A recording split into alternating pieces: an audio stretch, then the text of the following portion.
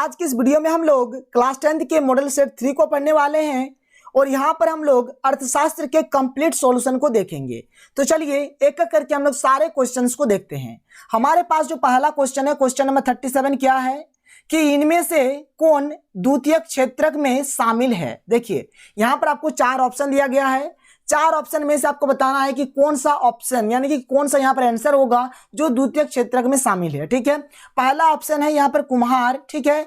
दूसरा ऑप्शन है बुनकर। तीसरा है कि यहाँ पर क्या है कि दिया सलाई कारखाना में श्रमिक। और चौथा है उपयुक्त सभी। तो देखिए यहाँ पर जो कुम्हार है, बुनकर है, दिया सलाई कारखाना में जो श्रमिक है, सब के सब द्वितीयक क्षेत्रक में ही मतलब आते हैं। ठीक है, मतलब सब के सब द्वितीयक क्षेत्रक में ही शामिल है। क्लियर है बात। इसलिए इसका सही आंसर हो जाएगा उपयुक्त सभी। इसका सही आंसर क्या हो जाएगा? उपयुक्त सभी। अब देखिए जो कुम्हार होते हैं, कुम्हार क्या करते हैं? मिट्टी को आकार देते हैं, किसमें? घड़ा में, सुराही में। इसी के कारण ये क्या हो रहे हैं? द्वितीयक क्षेत्रक हो रहे हैं। फिर इसी प्रकार से बुनकर भी है, दिया सलाई कारखाना में मतलब काम करने वाले श्रमिक भी है। तो ये सब के सब क्या है? द्वितीयक क्षेत्रक के उदाहरण है। और एक चीज, अगर आपने अभी तक जैसे कि मैंने इतिहास भी पढ़ा दिया है, भूगोल भी पढ़ा दिया है और नागरिक शास्त्र भी पढ़ा दिया है, अगर आपने अभी तक इन सभी का वीडियो नहीं देखा है तो मैं इस वीडियो के डिस्क्रिप्शन बॉक्स में लिंक दे दूंगा, यहाँ पर अभी आप देख सकते हैं, या फिर आप हमारे चैनल के प्लेलिस्ट पर जाकर भी देख सकते हैं। तो आप देख लीजिएगा अगर आपने अभी तक नहीं देखा है तो, और देखा है तो बहुत अच्छी बात है। चलिए आगे बढ़ते हैं। क्वेश्चन नंबर 38 को देखते हैं। क्या है कि एक वस्तु का अधिकांशतः प्राकृतिक प्रक्रिया से उत्पादन किस क्षेत्रक की गतिविधि है। तो इसका सही आंसर हो जाएगा प्राथमिक क्षेत्रक। क्योंकि प्राथमिक क्षेत्रक मतलब ये क्या होता है? जो भी मतलब प्रकृति से ही मतलब ये रिलेट करता है। प्राथमिक क्षेत्रक जो है ना, यह प्रकृति से ही रिलेट है। ठीक है, आगे बात करें। क्वेश्चन नंबर 39 क्या है कि ऋण के अनौपचारिक स्रोत में शामिल है। देखिए यहाँ पर अनौपचारिक स्रोत का बात हो रहा है। मैंने आपको औपचारिक स्रोत, अनौपचारिक स्रोत बहुत बार बताया है। औपचारिक स्रोत मतलब क्या? मतलब इस टाइप का लोन जो हम लोग मतलब बैंक से लेते हैं। ठीक है, और अनौपचारिक लोन किसको बोलते हैं? जिसको हम लोग किसी साहूकार के पास या फिर किसी व्यापारी के पास लेते हैं। तो यहाँ पर आप साफ साफ देख पा रहे हैं, यहाँ पर क्या है? व्यापारी है। तो ये क्या है? अनौपचारिक ऋण के अनौपचारिक स्रोत में तो व्यापारी तो शामिल है ना। तो इसका सही आंसर क्या हो जाएगा? व्यापारी हो जाएगा। क्लियर है? क्वेश्चन नंबर 39 क्लियर हो गया। आगे बढ़े, चलिए आगे देखते हैं। क्वेश्चन नंबर 40 देखिए। क्वेश्चन नंबर 40 क्या है कि भारत में करेंसी नोट कौन जारी करता है। मतलब भारत का जो नोट है, आप देखेंगे भारत के हर नोट पर एक चीज लिखा हुआ रहता है। वह क्या लिखा हुआ रहता है? आप कभी गौर किए हैं? नहीं गौर किए तो आप ध्यान से सुनिए। उसमें लिखा हुआ होता है, क्या लिखा हुआ होता है? ये जो ऑप्शन नंबर सी है कि reserve bank of India. Her note पर आपको लिखा हुआ मिल जाएगा रिजर्व बैंक ऑफ इंडिया, यानी कि आरबीआई आपको हर नोट पर लिखा हुआ मिलता है। सर आप गौर कीजिए, आज से ना तो आपको स्टेट बैंक ऑफ इंडिया लिखा हुआ मिलेगा, ना ही आपको सेंट्रल बैंक ऑफ इंडिया लिखा हुआ मिलेगा, और ना ही आपको पंजाब नेशनल बैंक लिखा हुआ मिलेगा। आपको हर नोट पर क्या लिखा हुआ मिलेगा? आरबीआई, यानी कि रिजर्व बैंक ऑफ इंडिया। और यही होगा इसका सही आंसर। क्लियर है? तो क्वेश्चन नंबर जो 40 है, इसका सही आंसर होगा ऑप्शन नंबर सी। आगे बात करते हैं। क्वेश्चन नंबर 41 देख लीजिए कि विश्व की किस संस्था ने व्यापार और निवेश के उदारीकरण के लिए विकासशील देशों पर दबाव डाला है। ठीक है, तो इसका जो सही आंसर होगा, इसका सही आंसर हो जाएगा विश्व व्यापार संगठन, यानी कि WTO, वर्ल्ड ट्रेड ऑर्गेनाइजेशन। इसका सही आंसर होगा। तो इसका सही आंसर हो जाएगा ऑप्शन नंबर ए। आगे बात करें, चलिए आगे बात करते हैं। क्वेश्चन नंबर 42 देखिए। विश्व की सबसे बड़ी मोटर गाड़ी निर्माता कंपनी कौन है? ठीक है, यहां पर ऑप्शन दिया है कि Tata motor, Suzuki company, Ford Motors, या फिर इनमें से कोई नहीं। तो इसका जो आंसर होगा इनमें से कोई नहीं। मतलब विश्व में जो सबसे बड़ी मतलब जो सबसे अधिक मात्रा में या फिर सबसे बड़ी मोटर गाड़ी निर्माता जो कंपनी है वह कौन सी है? तो आप याद रखिएगा टोयोटा। क्या है? टोयोटा। ठीक है, टोयोटा। आप देखिए, आप चाहे तो गूगल में सर्च करके देख सकते हैं, आपको वहां से भी आंसर पता चल जाएगा कि जो टोयोटा है वो क्या है? विश्व की सबसे बड़ी मोटर गाड़ी निर्माता कंपनी है। इसलिए इसका सही आंसर हो जाएगा टोयोटा। ना ही टाटा मोटर्स हो गए, ना ही सुजुकी होगा, ना ही फोर्ड मोटर्स होगा। ठीक है, इसका सही आंसर होगा टोयोटा। तो यहाँ पर तो ऑप्शन में नहीं है, इसलिए हमने इसका आंसर क्या बताया कि इनमें से कोई नहीं। क्लियर है? आगे बढ़े, चलिए आगे देखते हैं। क्वेश्चन नंबर 43 देखिए। क्या है कि आयात पर कर, यहाँ पर एक खाली स्थान है, अवरोधक का एक उदाहरण है। ठीक है, तो यह व्यापार इसका सही आंसर होगा। इसका सही आंसर क्या होगा? व्यापार। भारत में, यहां पर एक खाली स्थान है, अनुपात में श्रमिक असंगठित क्षेत्र में काम कर रहे हैं। तो देखिए जो भारत हमारा देश है ना, अगर मतलब एक डाटा अगर देखा जाए, अगर एक आंकड़ा देखा जाए ना, तो लगभग 70% लोग, 70% लोग लगभग असंगठित क्षेत्र में काम करते हैं और लगभग 30% लोग मतलब संगठित क्षेत्र में काम करते हैं। तो आप देखिए यहाँ पर जो असंगठित क्षेत्र में मतलब काम करने वाले लोगों की संख्या ज्यादा है, इसलिए यहाँ पर क्या लिखेंगे, बड़े, मतलब बड़े अनुपात में, एक बहुत बड़े अनुपात में मतलब जो श्रमिक है ना भारत में, वो असंगठित क्षेत्र में काम कर रहे हैं। क्लियर है। क्वेश्चन नंबर 45 देखिए, बैंक है, एक खाली स्थान है, पर देने वाले ब्याज से ऋण पर अधिक ब्याज लेते हैं। तो यहां पर इसका सही आंसर हो जाएगा जमा राशि। ठीक है, जमा राशि। अब इसका मतलब क्या हुआ, देखिए जैसे हम लोग देखिए बैंक क्या करता है, मतलब वो पैसा जमा भी लेता है और किसी को मतलब लोन भी देता है। तो जो बैंक मतलब जमा राशि लेता है उस पर जो सूद देता है उस सूद का मात्रा कम होता है, और जो आप ऋण लेंगे ना, वो ऋण पर जो ब्याज लेगा बैंक आपसे, उस सूद थोड़ा ज्यादा होता है। बस यही चीज यहाँ पर इस क्वेश्चन में कहा जा रहा है। तो इसका सही आंसर हो जाएगा जमा राशि। तो ये क्वेश्चन नंबर 45 क्लियर हो गया। आगे बढ़ते हैं, क्वेश्चन नंबर 46 को हम लोग देख लेते हैं। क्वेश्चन नंबर 46 क्या है, देखिए, कृषि क्षेत्र में अल्प बेरोजगारी क्यों है, मतलब जो कृषि क्षेत्र है ना, इसमें अल्प बेरोजगारी क्यों है। तो देखिए बहुत ही सिंपल से मैंने इसके आंसर को लिखा है। तो कृषि क्षेत्र में, या फिर क्षेत्र आप जो लिखे, क्षेत्र लिखिए, क्षेत्र लिखिए, उससे मतलब नहीं है, दोनों सेम टू सेम है। तो कृषि क्षेत्र में अल्प बेरोजगारी होती है, क्यों होती है। तो जब हम लोग अपने खेत पर किसी फसल को बो देते हैं तो उस फसल को होने में थोड़ा समय लगता है। बुआई तथा कटाई के समय में अधिक लोगों को काम मिल जाता है, परंतु शेष वर्ष लिखिएगा। ठीक है, परंतु शेष वर्ष वे बेकार रहते हैं, इसलिए कृषि क्षेत्र में अल्प बेरोजगारी होती है। क्लियर है, बात समझ में आया। देखिए क्या होता है एक्चुअल में, जैसे कि आपके पास खेत है या किसी के भी पास खेत है, तो खेत में एक बार जब आप कोई भी फसल को बो देंगे, कोई भी फसल को वहां पर रोप देंगे, तो फसल होने में थोड़ा सा टाइम लगेगा। तो एक्चुअल में अगर देखा जाए ना, तो जिस टाइम आप फसल को बो रहे हैं उस टाइम, और जिस टाइम आप फसल को काटेंगे उस टाइम ही मतलब अधिक लोग मतलब काम करते हैं, मतलब उस टाइम अधिक लोगों को काम मिलता है। बाद बाकी जो शेष वर्ष बच जाते हैं, जो बाद बाकी जो शेष टाइम जो होता है, उसमें आदमी बहुत ही बेकार घूमते हैं। इसलिए कृषि क्षेत्र में क्या होता है, अल्प बेरोजगारी होती है। या फिर इस प्रकार से भी आप बोल सकते हैं, कृषि क्षेत्र में सभी के पास अपना खुद का जमीन होता है, जिससे वह उन जमीन पर खेती करते हैं और अपनी आय को बढ़ाते हैं। क्लियर है, समझ में आया, कोई दिक्कत नहीं है। आगे बढ़े, चलिए आगे देखते हैं। अगले क्वेश्चन को देखिए, वस्तु विनिमय किसे कहते हैं। तो देखिए पहले के जमाने में मुद्रा नहीं थी, उस समय किसी वस्तु को लेने के लिए दूसरा वस्तु देना पड़ता था, अर्थात वस्तुओं का आदान प्रदान होता था, इसे वस्तु विनिमय कहते हैं। क्लियर है। पहले का जो टाइम था, पहले का जो जमाना था, उस टाइम तो पैसा कौड़ी कुछ नहीं था, तो उस टाइम अगर आपको कोई एक वस्तु लेना है तो इसके बदले में आपको कोई दूसरा वस्तु देना पड़ेगा। मतलब पहले के जमाने में वस्तुओं का आदान प्रदान होता था, और इसे ही हम लोग वस्तु विनिमय कहते हैं। और एक चीज आप यहाँ से देखिए, आप जैसे कि कोई बच्चे बोल रहे थे, जैसे बहुत सारे बच्चे मुझसे कहे कि सर जैसे क्वेश्चन ये जो है ये 2 मार्क्स का है, ये क्वेश्चन आप देख सकते हैं कितने नंबर का है, 2 मार्क्स का है। अगर क्वेश्चन 2 मार्क्स का है, यानी आपको 40 शब्दों में उत्तर लिखना है, तो क्या यहाँ पर अगर आप गिनेंगे तो 40 शब्द होगा? लगभग हमको तो नहीं लग रहा कि होगा। आप गिन लीजिए 1 2 3 4 5 6 7 8, मतलब गिन लीजिएगा तो नहीं लग रहा कि 40 शब्द होगा। अगर 40 शब्द नहीं होगा ना, तो आप क्या कीजिएगा, 1-2 पॉइंट बढ़ा दीजिएगा, यहाँ से आप खुद से बढ़ा सकते हैं। या फिर आप देखिए जो चीज पूछा जाएगा ना, अगर आप उसका सटीक उत्तर दे रहे हैं ना, तो अगर आपका 40 वर्ड नहीं भी होगा ना, तो फिर भी आपको नंबर दिया जाएगा, लेकिन उत्तर सटीक होना चाहिए। ये नहीं कि हम वर्ड बढ़ाने के चक्कर में जो सो आंसर लिख देंगे, ऐसा नहीं होता है। तो यहाँ पे देखिए एक पॉइंट आप क्या लिख सकते हैं कि जो वस्तु विनिमय होता है या क्या करता है, मतलब आवश्यकताओं के दोहरे संयोग की समस्या को नहीं सुलझा पाती है। एक बात ये लिख सकते हैं, ये आपका एक क्वेश्चन भी है। तो इस तरह से वस्तु विनिमय का जो आपने कठिनाई पढ़ा था, जो इसका मतलब डिफेक्ट था, ये सब चीज आप यहाँ पर लिख सकते हैं, कोई दिक्कत नहीं है। आगे बढ़े, चलिए अगले क्वेश्चन को देखते हैं। क्वेश्चन नंबर 48 क्या है, जो कि एक बहुत ही मोस्ट इंपोर्टेंट क्वेश्चन है मेरे हिसाब से, जो कि बहुत ही अच्छा क्वेश्चन मुझे लगा। ठीक है, अभी तक मैंने तो बहुत सारा मॉडल सर पढ़ाया, 1 पढ़ाया, 2 पढ़ाया, लेकिन सबसे अच्छा क्वेश्चन मुझे ये लगा, क्योंकि अभी तक ये क्वेश्चन नहीं दिया गया था, जो कि अच्छा क्वेश्चन है। और क्वेश्चन कुछ नहीं है, जो आपने असंगठित क्षेत्र में पढ़ा था ना, बिल्कुल उसी चीज को थोड़ा मिर्च मसाला देकर आपको लिख देना है। होता है ना मिर्च मसाला, तो बस आपको मिर्च मसाला देकर यहाँ पर लिख देना है। देखिए मैं आपको समझाता हूँ।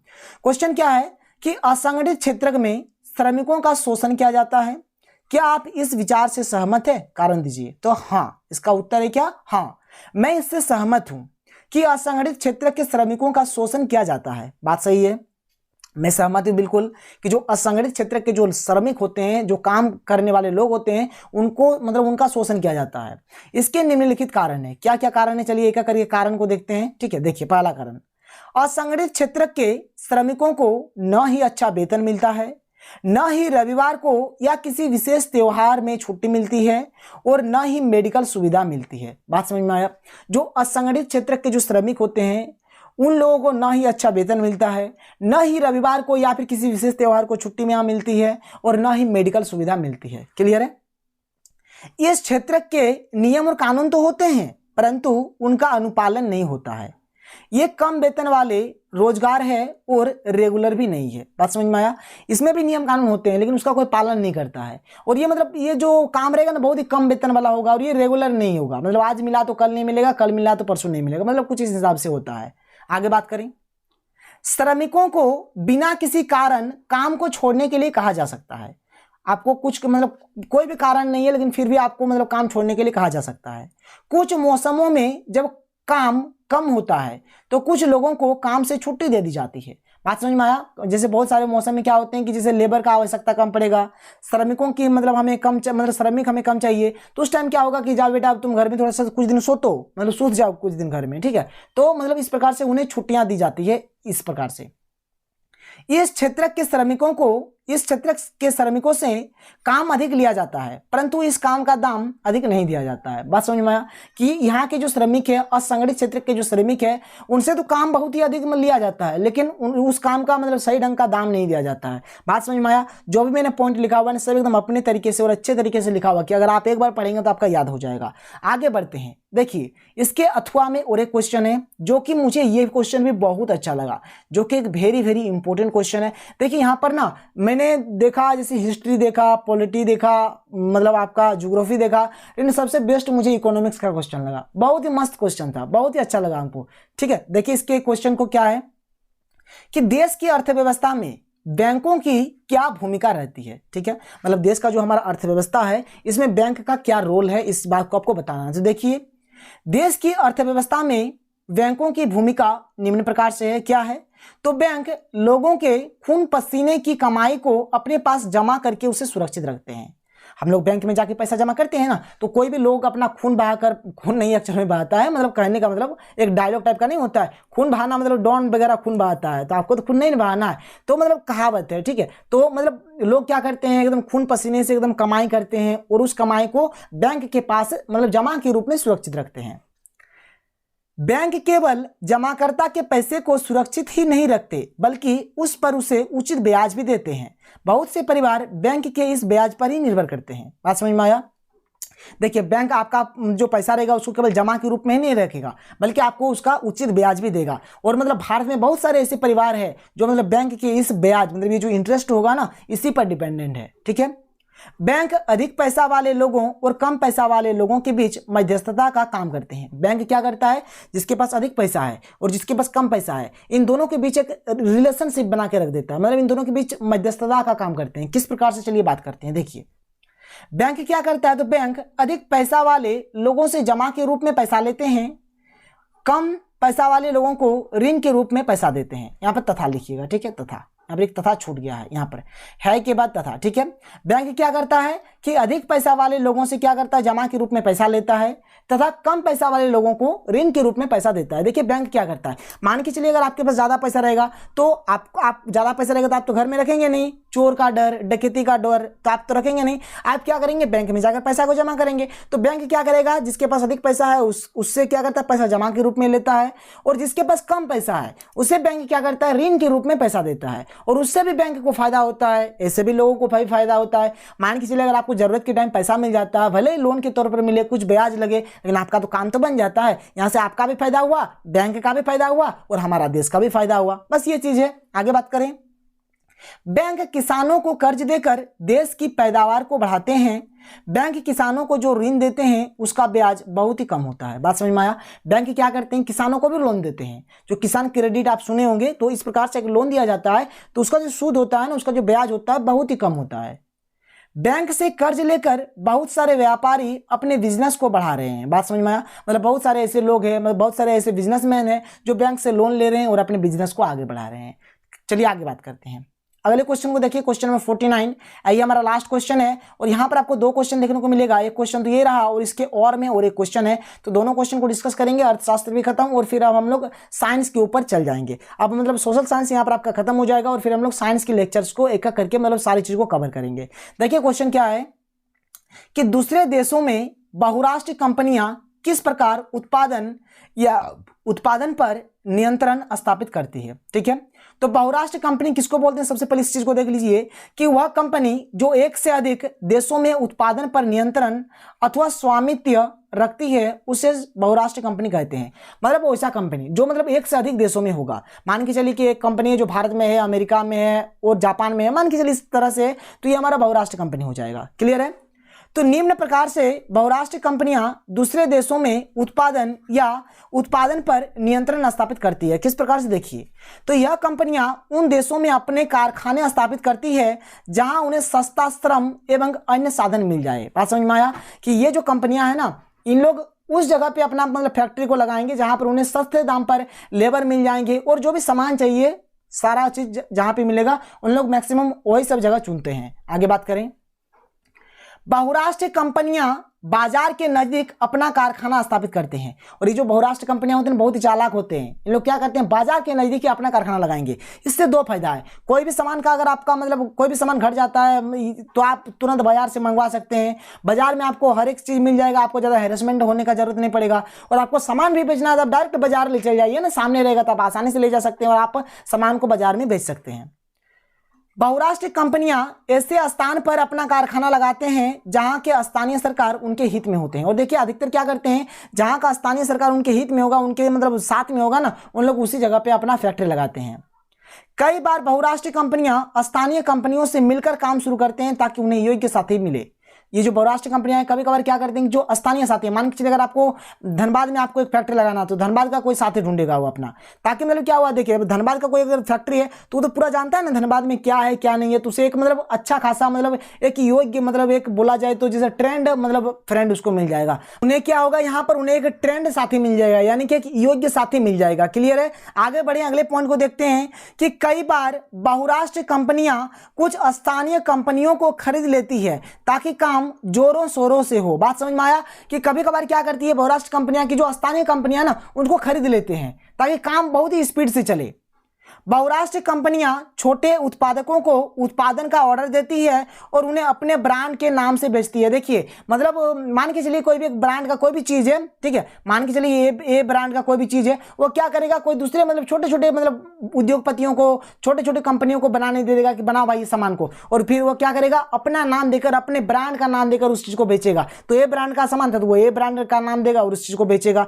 क्लियर है? आगे बढ़े, जैसे कि मैंने आपसे कहा था यहाँ पर अथवा में आपके पास और एक क्वेश्चन है, क्या है देखिए, सरकारों द्वारा अधिक विदेशी निवेश आकर्षित करने का प्रयास क्यों करती है। ठीक है, तो सरकारें निम्नलिखित कारणों से अधिक विदेशी निवेश आकर्षित करने का प्रयास करती है। देखिए क्या क्या कारण है। पहला कि विदेशी निवेश से देश में रोजगार के नए अवसर पैदा होंगे। इससे क्या होंगे कि देश में मतलब नए नए रोजगार बढ़ेंगे। क्लियर है?